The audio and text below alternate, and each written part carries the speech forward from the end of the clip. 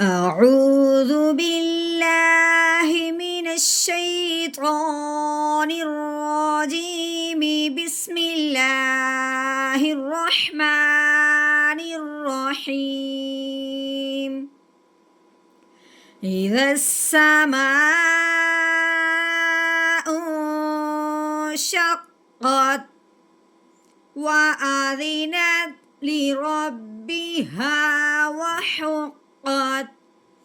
وإذا الأرض مدت وألقت ما فيها وتخلت وأذنت لربها وحقت يا أيها الإنسان إنك كادح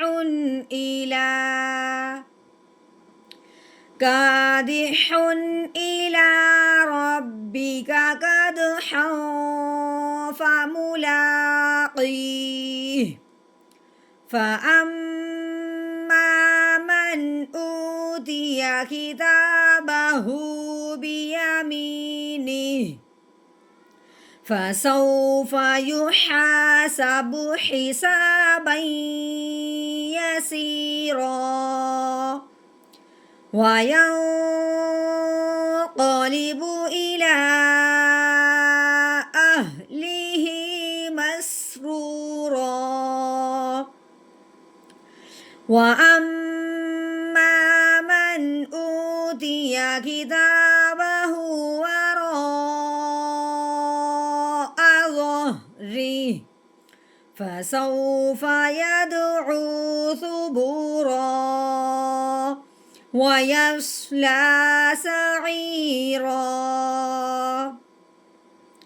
إنه كان في أهله مسرورا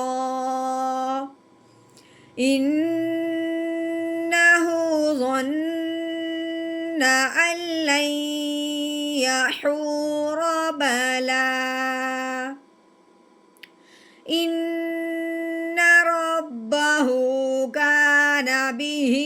بصيرا فلا أقسم بالشفق والليل وما وسق والقمر إذا اتسق لتركبن طبقا عن طبق فما لهم لا يؤمنون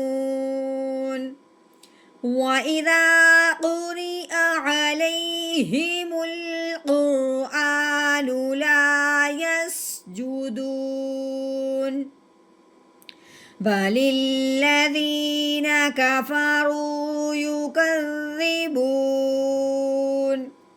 والله أعلم بما يوعون فبشرهم بعذاب أليم إلا الذين آمنوا وعملوا الصالحات لهم أجر